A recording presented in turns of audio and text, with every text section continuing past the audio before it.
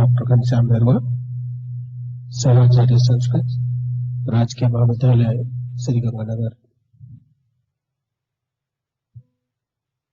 मैं आज आपको बताना चाहूंगा कि हमारे महाराजा गंगा सिंह विश्वविद्यालय के पाठ्यक्रम में एमए उत्तरार्ध के 7th पेपर के रूप में 2 पुस्तकें पढ़ाई जाती है, एक काव्य प्रकाश और दूसरी ध्वन्यालोक। पहले की कक्षाओं में मैंने आपको काव्य प्रकाश का पूर्ण अध्यापन करवाया और उससे मम्मट को पढ़ने से, काव्य प्रकाश को पढ़ने से हम यह समझ चुके कि काव्य शास्त्र क्या है और उसमें किन किन बिंदुओं पर मंथन किया जाता है, चिंतन किया जाता है। मम्मट एक असाधारण प्रतिभा के धनी थे और उन्होंने जो काव्य प्रतिमानों की स्थापना की वो सराहनीय थी और परवर्ती आचार्य द्वारा ग्राह्य थी। लेकिन मैं आपको यहां पर यह बताना चाहूंगा कि मम्मट जिनके सिद्धांत समन्वयवादी दृष्टिकोण पर थे, जिनके सिद्धांत सर्वग्राह्य एवं सर्वमान्य थे, उसके मूल में एक महान व्यक्तित्व जरूर थे और वो है ध्वन्यालोक के रचयिता आनंदवर्धन। आनंदवर्धन का समय 850 ईस्वी लगभग है और उन्होंने ध्वन्यालोक नामक एक काव्यशास्त्रीय ग्रंथ की रचना की, जिसमें उन्होंने 4 उद्धृत बनाए, प्रथम, द्वितीय, तृतीय और चतुर्थ। एमए के पाठ्यक्रम में प्रथम उद्धृत ही है और उन्होंने जो ध्वन्यालोक की रचना की, इससे नाम से ही स्पष्ट दिख रहा है कि ध्वनि ही आलोक है कि ध्वन्यालोक है, जिसमें ध्वनि का प्रकाश हो, जिसमें ध्वनि तत्व की स्थापना की गई हो। इस प्रकार का जो ग्रंथ है वो ध्वन्यालोक ग्रंथ है। आनंदवर्धन से पूर्व भारतीय परंपरा में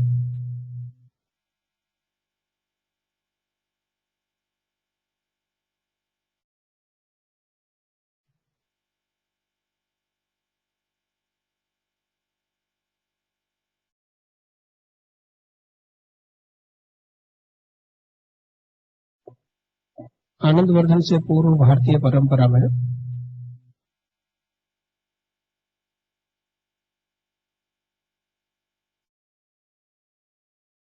जब काव्य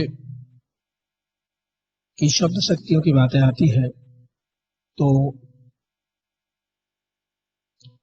अविधा थी, लक्षणा थी, लेकिन व्यंजना की स्वीकार्यता कम थी।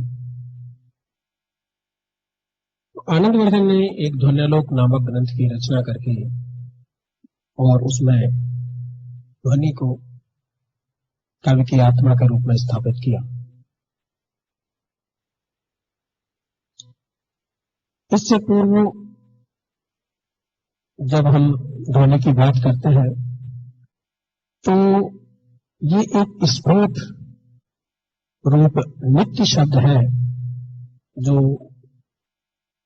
श्रोता और वक्ता के मध्य में विद्यमान रहता है। व्याकरणों का जो स्फुटवाद था वही आनंदवर्धन ने ध्वन्यालोक में ध्वनि को माना।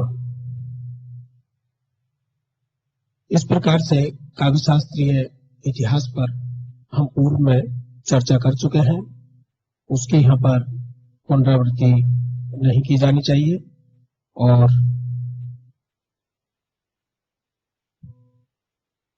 पहले आनंदवर्धन ने ध्वन्यालोक में जो मंगलाचरण दिया है पहले कारिका के रूप में, वो इस प्रकार से आपके समक्ष प्रस्तुत है। ये बहुत ही सर्वमान्य और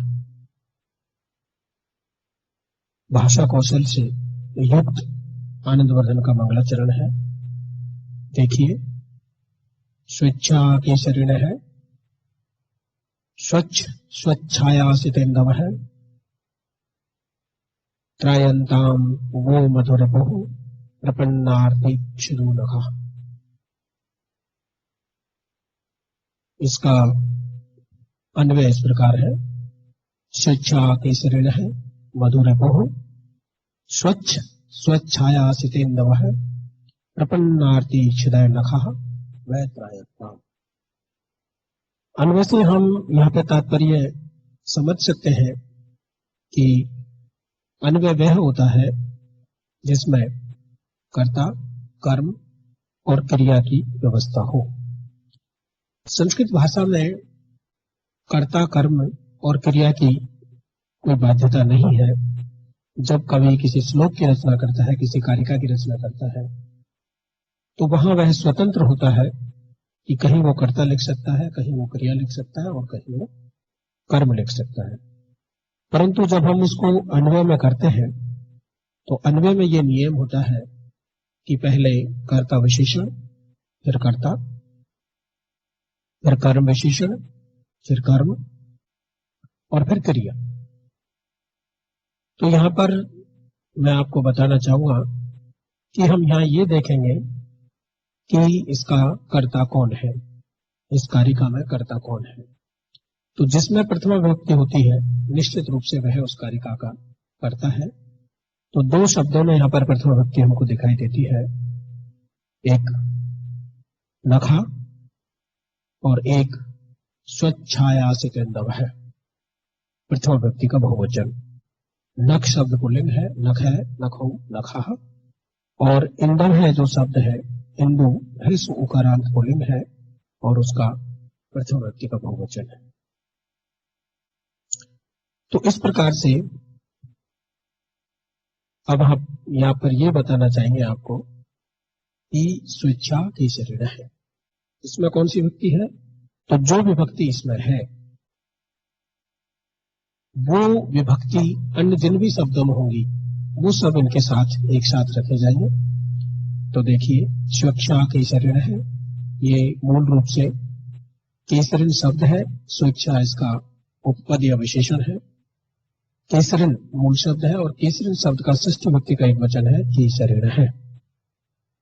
मधुरिपो हो, मधुरिपो भी निश्चित रूप से मूल शब्द इसका रिपु है, मधुरिपु है और मधुरिपु का षष्ठी विभक्ति का एक वचन है। और प्रपन्नार्ति क्षिद है, ये भी षष्ठी विभक्ति का एक वचन है।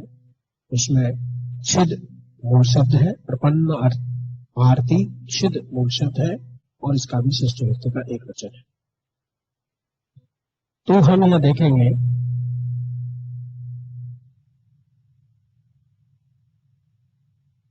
कि स्वेच्छा केसरी है, स्वेच्छा से जिसने केसरी का रूप धारण किया था उसके, यहां पर स्वेच्छा से किसने केसरी का रूप धारण किया था, तो हिरण्यकशिपु के नाश के लिए विष्णु ने स्वयं ने स्वेच्छा से केसरी का रूप धारण किया था। तो यहां पर ये विष्णु का विशेषण है, स्वेच्छा केसरी है, अर्थात स्वेच्छा से जिसने केसरी का रूप धारण किया। दूसरा शब्द है प्रपन्नार्ति क्षिदो, अर्थात प्रय धातु, प्रय उपसर्ग, पत धातु और शरण में आए हुए। आरती मतलब पीड़ित और क्षिद है अर्थात उनके कष्टों को नष्ट करने वाले।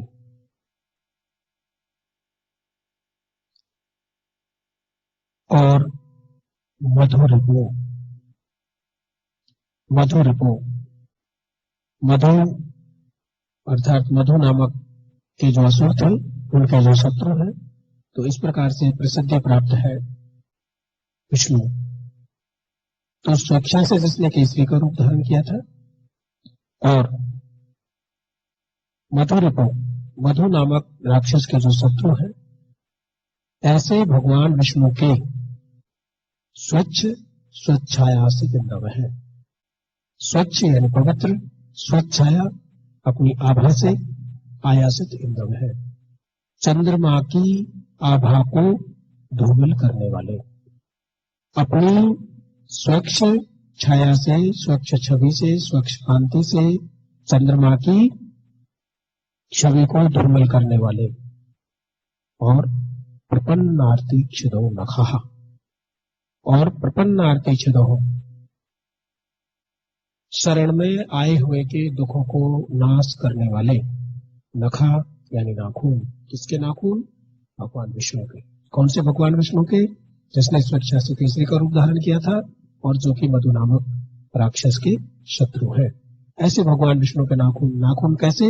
उनकी दो विशेषता है, जो अपनी स्वच्छ छाया से चंद्रमा की कांति को भी धूमिल कर दे, और जो शरण में आए हैं उनके दुखों को दूर कर दे। ऐसे भगवान विष्णु के नाखून वह त्रायता आप लोगों की रक्षा करे। यहाँ पर वह जो है ये युष्मत शब्द का षष्ठी भक्ति का बहुवचन है। इस प्रकार से ये मंगलाचरण है, जिसका सीधा सीधा अर्थ हम यह समझेंगे कि स्वेच्छा से जिसने केसरी का रूप धारण किया था, मधु नामक असुर के जो शत्रु हैं, उनके स्वच्छ छाया से, अपनी स्वच्छ छाया से चंद्रमा की कांति को भी धूमिल करने वाले, और अपूर्ण जो चंद्रमा है उनके समान जो प्रपन्न आरती क्षद है, जो शरण में आए हैं उनके नाखूनों को, उनके कष्टों को नष्ट करने वाले भगवान विष्णु के नाखून वह त्रायंताम आप लोगों की रक्षा करें। यहाँ पर स्वेच्छा की श्रेणी है का इस प्रकार से व्याख्या हो सकती है, स्वस्य इच्छया केसरी है, जो अपनी इच्छा से केसरी का रूप धारण करने वाले हैं। स्वच्छ स्वच्छाया से तंदव, स्वच्छया स्वच्छ छाया आयासित इंदु यही तई, अपनी पवित्र छाया से चंद्रमा की छाया को भी धूमिल करने वाले, निर्भावित करने वाले, तिरस्कृत करने वाले, यही अर्थात नाखूनों के द्वारा। मधु रिपो, मधु एतत् नामनो असुरस्य रिपो, मधु रिपो, मधु नाम का एक राक्षस था और उसके शत्रु अर्थात भगवान विष्णु। प्रपन्न आरती छिद है, प्रपन्ना नाम आरती छिदंती इति, अर्थात जो शरण में आए हुए हैं उनके दुखों का जो नष्ट करते हैं, ऐसे भगवान विष्णु के नाखून आप लोगों की रक्षा करें। ये मंगलाचरण है और आप लोगों की रक्षा करें। किसी भी ग्रंथ की प्रारंभ में, मध्य में और उसके अंत में उस ग्रंथ की निर्विघ्न समाप्ति के लिए एक जो मंगलाचरण किया जाता है, जो देव स्तुति की जाती है, वो 3 प्रकार की होती है, आशीर्वादात्मक, नमस्कारात्मक और वस्तु निर्देशात्मक। तो यहाँ पर बहुत त्रायंताम आप लोगों की रक्षा करें, ये आशीर्वादात्मक मंगलाचरण है। प्रथम कारिका काव्य प्रकाश, माफ कीजिएगा, प्रथम कारिका ध्वन्यालोक की इस प्रकार से है। आनंदवर्धन ने ध्वन्यालोक की जो रचना की है उसके मूल में उनका यह भाव रहा है कि अब से पूर्व जो ध्वनि अलिखित रूप में थी, जो विद्वानों के और काव्य शास्त्रियों के मस्तिष्क में थी, उसको वो लिखित रूप में सबके सामने प्रस्तुत करना चाहते थे, और उसी को उन्होंने इस प्रकार से पहली कारिका में उसकी स्थापना की। आनंदवर्धन से पूर्व ध्वनि विरोधी मत थे, और ध्वनि विरोधी मत थे उसको उन्होंने इस प्रकार से 3 भागों में विभाजित किया। तो जो ध्वन्यालोक है उसमें पहले ध्वनि के विरोधियों के जो मत है उनका खंडन किया जाएगा, और फिर ध्वनि तत्व की, ध्वनि सिद्धांत की स्थापना की जाएगी। तो इस प्रकार से आनंदवर्धन कहते हैं कि काव्यात्मा ध्वनि रीति बुधैया समानात पूर्व है। काव्य की आत्मा तो ध्वनि है, ध्वनि रीति, वो निश्चित रूप से कहते हैं कि काव्य की आत्मा तो ध्वनि है। बुधैर यह समाम्नात पूर्वैः, यह यानी यह सिद्धांत, यह तथ्य, यह कथन समाम्नात पूर्वैः बहुत अधिक चिंतन के पश्चात, पूर्व में ही बुधैः विद्वानों द्वारा कहा जा चुका है। आनंदवर्धन यहाँ पर यह कहते हैं कि मैं ध्वनि तत्व की कोई नई बात नहीं कर रहा। ध्वनि तत्व पहले ही विद्वानों द्वारा बहुत निष्कर्ष के पश्चात, बहुत चिंतन के पश्चात, सम्यक आमनाथ, बहुत चिंतन के पश्चात, सम्यक असमन्तात मनाते हैं प्रकटित पूर्व। समाम्नात पूर्व का तात्पर्य है सम अर्थात सम्यक, आ अर्थात समन्तात, मनाते अर्थात प्रकटित है पूर्व। यस है, वो कहते हैं मैं ये कोई नई बात आपको नहीं बता रहा हूं कि ध्वनि कोई नया तत्व है। ध्वनि पहले से ही, ध्वनि प्राचीन काल से ही, ध्वनि व्याकरण काल से ही, व्याकरण की रचना काल से ही स्फुटवाद के रूप में विद्वानों द्वारा कहा जा चुका है। तो मुझे यहाँ पर यह कहने में कोई आपत्ति नहीं है कि काव्य से आत्मा ध्वनि, कि काव्य की आत्मा तो ध्वनि है। ये उन्होंने अपनी पहले बात की स्थापना की।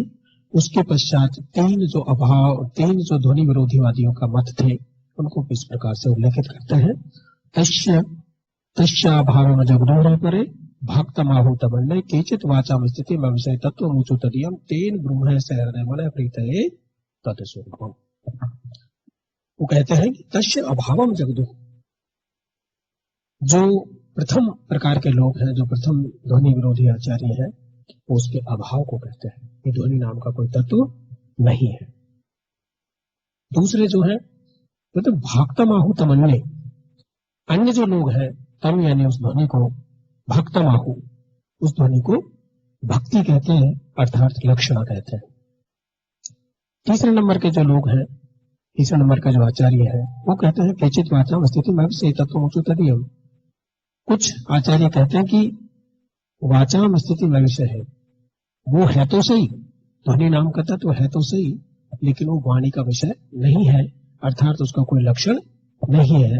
इस प्रकार का लक्षण विहीन एक तत्व है, अस्तित्व तो है लेकिन उसका लक्षण न दिया हुआ है और न कहा गया है। तो इस प्रकार से ध्वनि विरोधी जो मत थे, उनको आनंदवर्धन ने 3 श्रेणियों में रखा। पहले वो जो ध्वनि तत्व को नहीं मानते, दूसरे वो जो ध्वनि तत्व को भक्ति में समाहित मानते हैं, और तीसरे वो जो उसको मानते तो हैं लेकिन उसका लक्षण स्वीकार नहीं करते। इस प्रकार से तीनों ध्वनि विरोधियों के मतों का उल्लेख करते हुए वो अंत में कहते हैं तेन ब्रह्म सहृदय मन प्रीतये तत्स्वरूपम। इन सब कारणों को ध्यान में रखते हुए, अर्थात इन मतों का खंडन करते हुए, ब्रह्म सहृदय मन प्रीतये, सहृदय के मन की प्रीति के लिए, सहृदय सामाजिक के मन की प्रीति के लिए मैं उस ध्वनि के स्वरूप को आपको इस ध्वनि लोक में बताऊंगा, यह बता रहा हूं। इस प्रकार से आनंदवर्धन ने 3 ध्वनि विरोधी मतों की बात कही, और 3 जो ध्वनि विरोधी मत थे उनमें पहले अभाववादी थे, दूसरे भक्तिवादी थे और तीसरे अलक्षणीयतावादी थे। तो जो अभाववादी थे उसको भी उन्होंने 3 श्रेणी में रखा। पहला उन्होंने कहा कि काव्य के तत्व अलंकार, गुण, वृत्ति और रीति है जो प्रसिद्धि प्राप्त है। दूसरा उन्होंने कहा कि जो काव्य तत्व दिए गए हैं, अर्थात अलंकार, गुण, वृत्ति और रीति, इनसे भिन्न कोई भी तत्व नहीं है। काव्य सौंदर्य के जो तत्व थे, प्रसिद्ध तत्व थे, वो यही है, अलंकार है, गुण है, वृत्ति है और रीति है। इनसे भिन्न कोई तत्व नहीं है।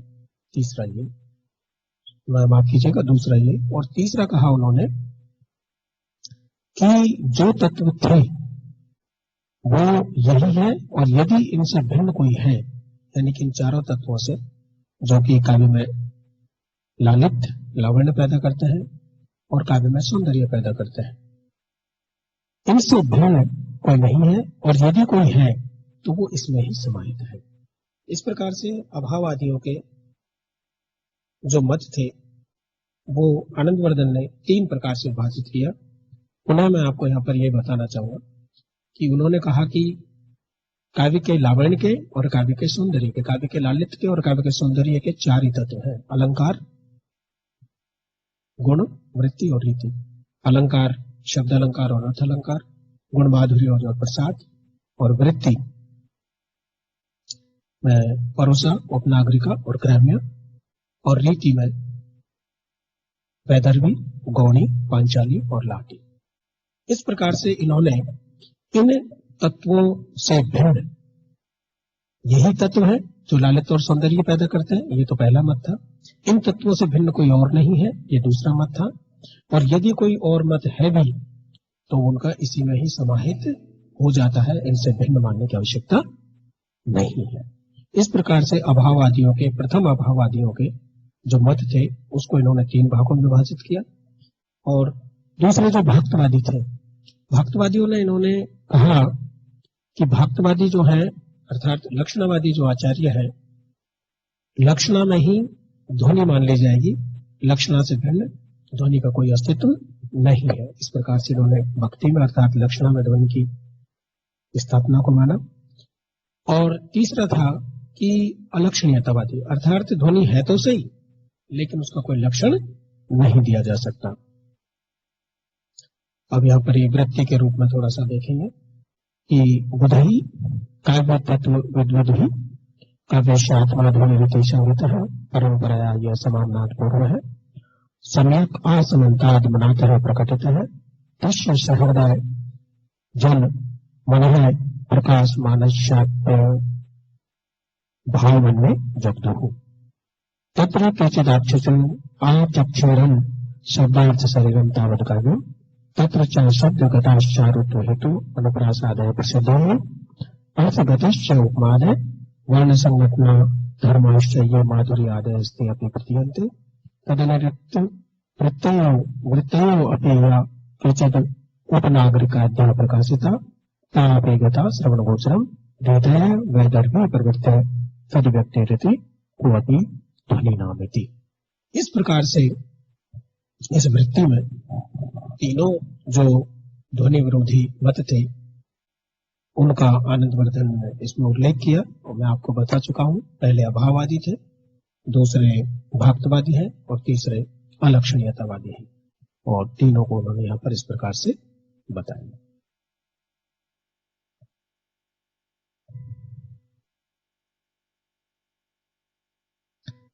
अब मैं आपको यहाँ पर स्पष्ट करना चाहूंगा कि पहली जो कारिका है, इस कारिका की जो पहली पंक्ति है, काव्य आत्मा ध्वनि रीति, काव्य की आत्मा तो ध्वनि ही है।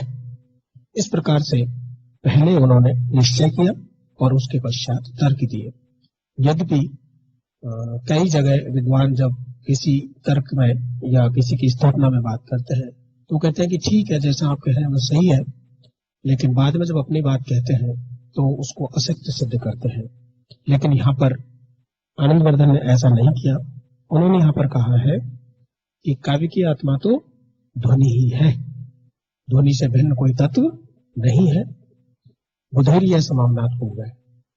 विद्वानों ने पहले ही ये बात, पूर्व में ही ये बात कह दी थी। और बुधई से तात्पर्य यहाँ पर उनका है वैयाकरणई, बुधई इति वैयाकरणई। तो वैयाकरणई कौन? तो वैयाकरणई में पाणिनि, पतंजलि और कात्यायन। इस प्रकार से पाणिनि और पतंजलि कात्यायन के आधार पर उन्होंने स्फुटवाद को ध्वनि के रूप में स्वीकार किया और उन्होंने ये कहा कि मैं स्फुट से, जो वैयाकरण शास्त्रियों का जो स्फुट नित्य शब्द है वही मेरे लिए ध्वनि है। और अंतिम जो पंक्ति है इसकी, सहृदय मन है प्रीत, इसमें उन्होंने ध्वनि के प्रयोजन को भी सिद्ध कर दिया कि सहृदय मन है प्रीत। पहले ध्वनि की बात निश्चित कर दी कि ध्वनि तत्व तो है ही, उसके पश्चात क्रम से बहुत ही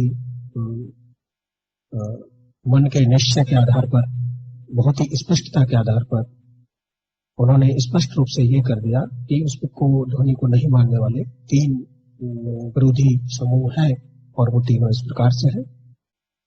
और अंतिम कारिका में, अंतिम पंक्ति में उन्होंने यहाँ पर यह निश्चित कर दिया कि उसको ध्वनि को क्यों माना जाए। वो कहते हैं कि सहृदय मनः प्रीतये तत्स्वरूपम्। मैंने काव्य प्रकाश में आपको पढ़ाया था कि मम्मट ने काव्य के 6 प्रयोजन दिए हैं और सकल प्रयोजन मौलिभूतम समनंतरम एवं, और सकल प्रयोजन मौलिभूत के रूप में सभी जो 6 प्रयोजन थे उनमें जो सर्वश्रेष्ठ प्रयोजन उन्होंने बताया, वो सर्वश्रेष्ठ प्रयोजन बताया उन्होंने श्रद्धा पर निवर्तये, शीघ्र ही आनंद की प्राप्ति। और वो जो शीघ्र ही आनंद की प्राप्ति था और वो पूरे 6 के 6 में सर्वश्रेष्ठ था। वो मम्मट चूंकि आनंद वर्धन से परवर्ती थे तो उन्होंने वो इन्हीं से लिया।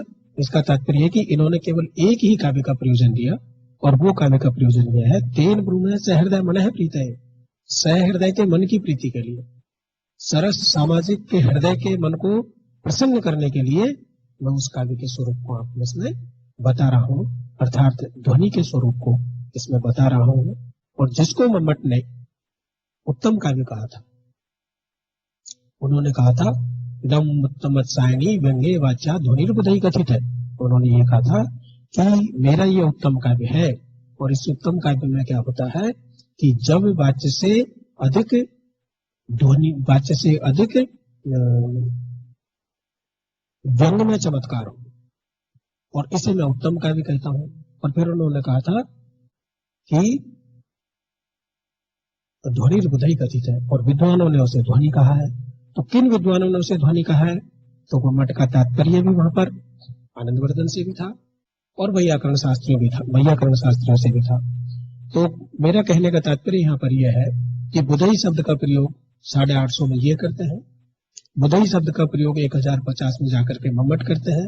तो बुधई जो शब्द था वैयाकरण, तो ये वैयाकरणों के प्रति सम्मान का भाव रखते हुए और उनका आश्रय लेकर के पहले आनंदवर्धन ने ध्वनि की स्थापना की, और जिसको आनंदवर्धन ने ध्वनि कहा या जिसको वैयाकरणों ने ध्वनि कहा, उसी को मम्मट ने अपने काव्य में उत्तम काव्य कहा है। तो कहने का तात्पर्य यह है कि ध्वनि एक श्रेष्ठ काव्य है और इस श्रेष्ठ काव्य को मम्मट ने उत्तम काव्य के नाम से माना या स्वीकार किया। इस प्रकार से अब मैं आपको यहाँ पर बता चुका हूं कि पहले इन्होंने अपने ग्रंथ की निर्विघ्न समाप्ति के लिए आनंदवर्धन ने मंगलाचरण दिया, और मंगलाचरण में आपको ठीक से समझा चुका हूं। एक बार उसका हिंदी अर्थ में आपको दोहरा देता हूं कि ऐसे भगवान विष्णु जिन्होंने स्वेच्छा से केसरी का रूप धारण किया था और जो मधु नामक राक्षस के शत्रु हैं, ऐसे भगवान विष्णु के ऐसे नाखून, कैसे नाखून, नाखूनों की दो विशेषता दी है नख की, जो अपनी स्वच्छ छवि से चंद्रमा की छवि को धूमिल कर दे और जो शरण में आए हुए दुखी पीड़ित जनों के दुख को नष्ट कर दे। ऐसे भगवान विष्णु के नाखून वह आप लोगों की रक्षा करे। इस प्रकार से इनका मंगलाचरण बहुत ही आदर और सम्मान के साथ विद्वानों में ग्राह्य किया गया है। और मंगलाचरण के तुरंत पश्चात उन्होंने ध्वनि की बात की स्थापना की कि ध्वनि तो है, पहले कही जा चुकी है, मैं तो उसकी बस स्थापना मात्र कर रहा हूं। लिखित रूप से पहले ध्वनि थी और मैं अब उसको उसमें लिखित रूप से मैं कह रहा हूं। तो आनंदवर्धन को ध्वनिवादी आचार्य के रूप में जाना जाता है और इन्होंने ध्वनि तत्व की लिखित रूप में अपने ग्रंथ में ध्वन्यालोक में स्थापना की, और उसका पहली कारिका में ही उसका प्रयोजन भी बता दिया इन्होंने कहा कि जो सर्वश्रेष्ठ जो प्रयोजन होना चाहिए वो आनंद है, और मेरे ग्रंथ को, मेरे ध्वनि को प्राप्त करने से लोगों को आनंद की प्राप्ति होगी। ये इस प्रकार से इन्होंने हमको काव्य का मंगलाचरण और काव्य की जो पहली कारिका है ये हमने इस प्रकार से आपके सामने प्रस्तुत की। मैं समझता हूं कि आपने इसकी जो महत्वपूर्ण बातें थी उनको समझ लिया होगा, और आज के लिए इस प्रकार से धन्यवाद। और पुनः फिर अब आनंदवर्धन की जो ध्वनि की स्थापना के रूप में जो बातें कही है उनकी हम पुनः अब अगली क्लास में, अगली कक्षा में आपसे बात करेंगे। आप इसका रिवीजन कर लें और यदि इसमें से कुछ नहीं समझ में आता है तो एक बार अपन फिर पुनः चर्चा कर सकते हैं।